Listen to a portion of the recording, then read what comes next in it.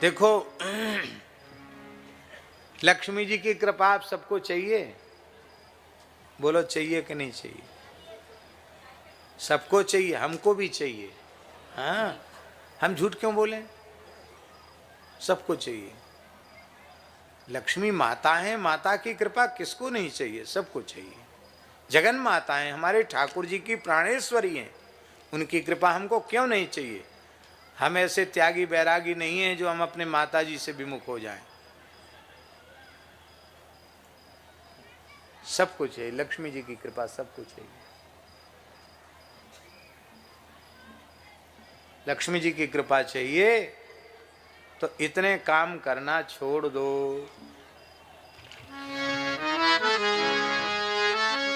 लिखने योग्य श्लोक है। कुचैलिनम दंतमलोपधारिणम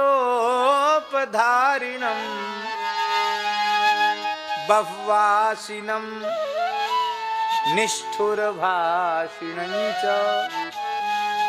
सूर्योदये चास्तमिते शयानं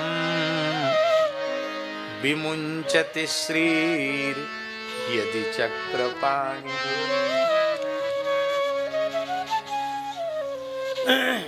इतने दोष नारायण भगवान में भी आ जाएं तो उनको छोड़ के लक्ष्मी जी चली जाएंगे। हम तुम तो किस लाइन में? कुचैलिनम, जो सदा अपवित्र वस्त्र धारण करके रहते हैं, उनको लक्ष्मी। गंदे कपड़े नहीं पहनना चाहिए, मैले कपड़े मत पहनो, गंदे कपड़े मत पहनो, साफ स्वच्छ पवित्र वस्त्र धारण करो। बुरा नहीं मानना, भारतीय वेशभूषा पवित्र है और पाश्चात्य वेशभूषा अपवित्र है। ये कपड़े न रोज रोज धुलते हैं न रोज रोज सूखते हैं। ये हम लोग जो पहनते हैं, महाराज जी पहने, रोज स्नान करो, रोज धो दो, अचरा लंगोटी धो दो, सुखा दो, दूसरे दिन पहन लो।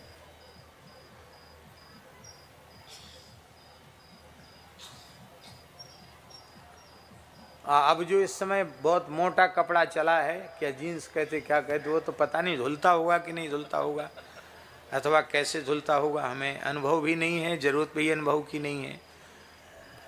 उसको भी लोगों ने फाड़ के पहनने का फैशन शुरू कर दिया। पहले तो हम सोचते थे शायद कहीं कुछ लग गया होगा, फट गया, तो किसी से हमने पूछा, कहीं नहीं, फट नहीं गया, ये फटे हुए कपड़े की कीमत ज्यादा है। गरीब आदमी का भी कपड़ा फट जाता था गांव में, तो हमने अपने बचपन में देखा है, दूसरे कपड़े का उसमें थेगरी चढ़ा दी जाती थी, सिलाई कर देते थे।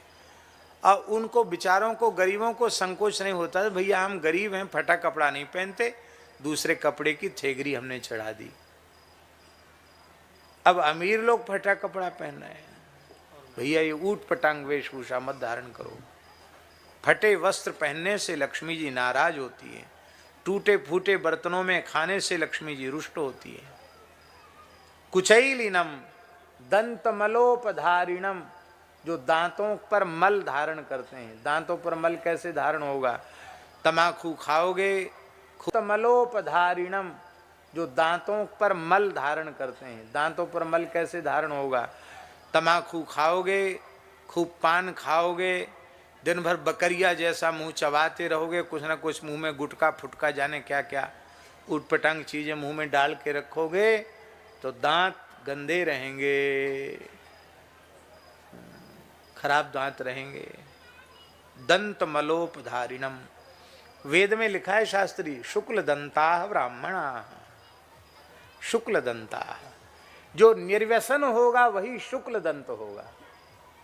जो व्यसन युक्त होगा वो शुक्ल दंत नहीं हो सकता। साधक को निर्व्यसन होना चाहिए। कुचैलिनम दंत मलोपधारिणम बह्वासिनम, जो खूब ठूस ठूस के खाते हैं, उनसे भी लक्ष्मी जी नाराज हो जाती हैं। गले में जलन पड़ रही है, भीतर वाला मना कर रहा है कुछ मत खाओ, और बढ़िया राजभोग गुलाब जामुन रबड़ी सामने आई, हा हा हा हा, प्रसाद का तिरस्कार हम नहीं कर सकते। प्राप्त मात्रेण भोक्तव्यम, नात्र कार्या विचारणा, भले ही उल्टी हो जाए। अरे भाई, अब कोई बाजरे की रोटी भोग लगा के धर दे, अरे महाराज अभी माला पूरी नहीं भाई, बाद में देखा जाएगा। तो बाजरे की रोटी में प्रसाद निष्ठा कहाँ चली गई? और रबड़ी मलाई मालपुआ देख के प्रसाद निष्ठा उदय हो गई। ये प्रसाद निष्ठा नहीं है, ये पदार्थ निष्ठा है। ठूस ठूस के नहीं खाना, जितना आवश्यक है शरीर के व्यवहार के लिए खाना उतना खाना, उससे अधिक नहीं खाना। कुचैलिनम दंतमलोपधारिणम बह्वासिनम निष्ठुर भाषिणंच। बहुत से लोगों का स्वभाव होता है, वो बोलते ही ऐसे हैं कि बस मानो मीठा बोलना जानते नहीं, कड़वा ही बोलते हैं। बुझते हैं, किसी का स्वभाव होता है टेढ़ी बेड़ी बात करने का। अब बोलेंगे तो व्यंग में ही बोलेंगे।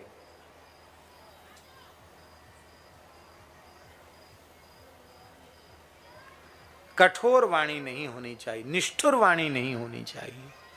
वाणी ऐसी बोलिए मन का आपा खोए, औरन को शीतल करे आप ही शीतल होए। बातन हाथी पाइए बातन हाथी पांव, इसलिए मृदुभाषी बनो, कटुभाषी मत बनो। मृदुभाषी से लक्ष्मी जी प्रसन्न होती है।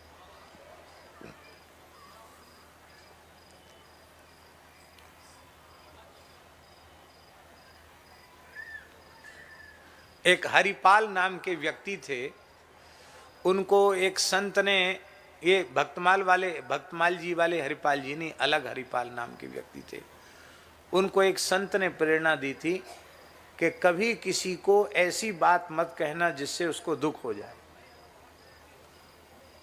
एक राजा के यहाँ गरीब आदमी थे, नौकरी करने लगे। राजा का पड़ाव जंगल में पड़ा, वहाँ एक बावड़ी थी। उस बावड़ी में भयंकर प्रेत निवास करता था। उस प्रेत के डर के मारे कोई बावड़ी में जाकर के जल भरने नहीं जाता था। और हरपाल ने कह रखा था राजा साहब से कि जो काम कोई न कर सके वो सेवक को आज्ञा देना। राजा ने कहा हरिपाल जाओ भैया, सब प्यासे हैं, पानी भर के लाना है तुमको। हाँ चले जाते, जो आज्ञा सरकार। बोले सुनते वहाँ जिन प्रेत रहता, भूत रहता। अरे बोले महाराज कोई रहता हो, हम तो सेवक हैं आपकी आज्ञा में। बावड़ी में सीढ़ियाँ होती हैं, तो वहाँ उसको वो अट्टहास करता हुआ प्रेत जिंद दिखाई पड़ा। उस प्रेत ने, वो भयंकर रूप में था, कंकाल, एक कंकाल को अपनी छाती से चिपका रखा था। कंकाल जानते हो ना, हड्डियों का ढांचा, उसको छाती से चिपका रखा था। वो हड्डियों का ढांचा कौन था? वो उस व्यक्ति की पूर्व जन्म की पत्नी ही थी। पत्नी के शरीर का ढांचा था। द्वेष के कारण और आसक्ति के कारण ही तो प्रेत बनते हैं। पत्नी का ढांचा था उसका, हड्डियों का ढांचा।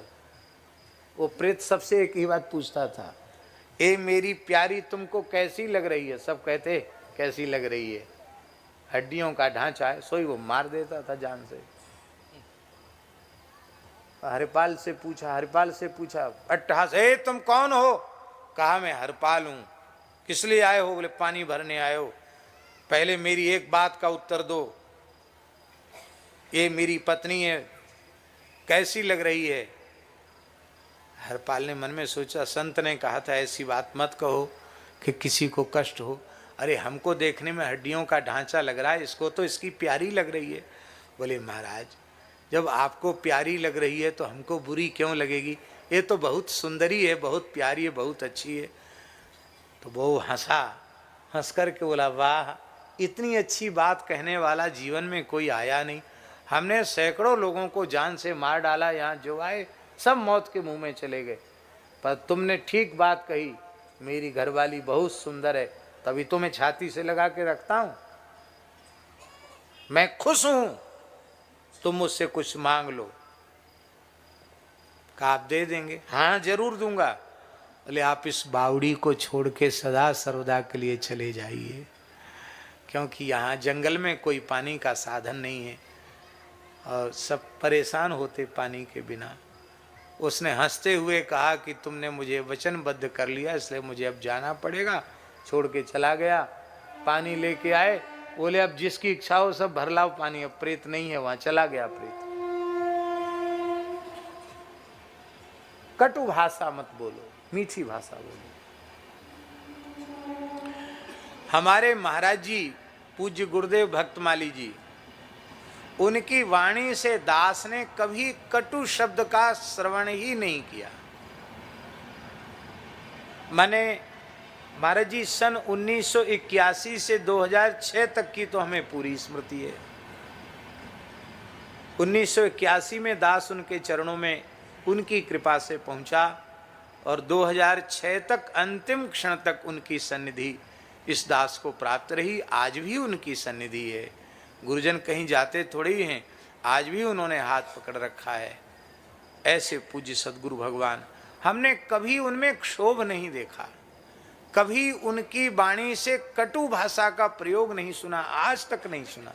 विकट से विकट परिस्थिति में कभी कटु भाषा महाराज जी की वाणी से नहीं सुनी। उनकी एक कटु भाषा का हम उदाहरण दे रहे हैं। एक संत ने पिटाई करवा दी। वृंदावन की घटना है। एक संत ने परस्पर झगड़े में पिटाई करवा दी, और जिस संत की पिटाई करवाई वो महाराज जी के पास पढ़ते थे। उन्होंने कहा महाराज जी मेरा कोई अपराध नहीं था, अमुक संत ने हमको पिटवाया। और वो कर ही रहे थे शिकायत, तब तक वो संत आ गए। अपनी सफाई देने लगे कि महाराज मैंने तो कुछ नहीं किया। बोले आपने पीटा तो नहीं, पर ये कहते पिटवाया। तुम खड़े तो थे वहां, यदि नहीं पिटवाया तो तुम बचा नहीं सकते थे इनको? क्या बचाना चाहिए था? भाई अपना भाई पिट रहा है तो आपको बचाना चाहिए था। अब महाराज जी उनसे बोल रहे हैं, संत से, ये उनकी कठोर वाणी का प्रयोग बता रहे हैं महाराज जी का। वाह धन्य है अमुक नारायण दास जी, धन्य है, आपको हम दंडोत प्रणाम करते हैं। अरे राम राम, अभी महंत तो आप बन नहीं पाए, संत सेवा आपने पहले से ही शुरू कर दी। महाराज जी बोले अमुक नारायण दास जी महाराज आपको प्रणाम है। और अभी महंती वाला झगड़ा था, तो महाराज जी बोले अभी महंत तो बन नहीं पाए और संत सेवा पहले से शुरू कर दी। जानते हो हमारे गुरु महाराज कहते थे, इस प्रकार की संत सेवा करने वाले 1000 महंतों में से 999 नरक जाते हैं। एक कोई हरि गुरु संतों की उपासना करने वाला, गौ ब्राह्मण की उपासना करने वाला होता है, वो भगवान के धाम को जाता है। कहने का आशय यह है, अब देखो वो डांट रहे हैं एक संत को, पर क्रोध में भी कैसी वाणी है। अब वैसे परंपरा से देखा जाए तो हनुमानगढ़ी के नागा थे, पट्टी बसंतिया के नागा थे। हनुमान जी की 6-6 महीना 2 बार पूजा की, गंगा सागर में 2-2 बार पूजा की। और बुरा नहीं मानना कोई नागा जी बैठे हों तो नागाओं को गाली गलौज की भाषा पढ़ानी नहीं पड़ती है। जैसे कोई जन्म से ही सीख के आवे, ऐसी वहाँ तो क्यों महाराज जी, वो गाली गलौज की पढ़ाई तो सहज है। पर उस वातावरण में महाराज जी रहकर अपने जीवन में कभी उनकी वाणी से कटु वचन, निंदा वचन, अपशब्द नहीं सुना। निष्ठुर भाषिणंच, कभी कठोर वाणी मत बोलो, किसी को पीड़ा पहुंचे ऐसी वाणी मत बोलो। और सूर्योदय और सूर्यास्त के समय जो शयन करता है, ऐसा काम यदि नारायण भगवान करें तो लक्ष्मी जी छोड़ के चली जाएंगी। सूर्योदय सूर्यास्त के समय बिल्कुल नहीं सोना चाहिए। ध्यान से सुनो, बीमार आदमी को भी सूर्योदय के समय सो रहा तो उठा के बिठा दो, महाराज जी कहते थे, बीमारी अपने आप कम होने लग जाएगी। सूर्यास्त हो रहा, बीमार व्यक्ति होश में है, उसको उठा के बिठा दो, भैया सूर्यास्त हो रहा है, बैठ जाओ, टिक कर बैठ जाओ, अभी लेटो मत, पैर मत फैलाओ, संध्या का समय है।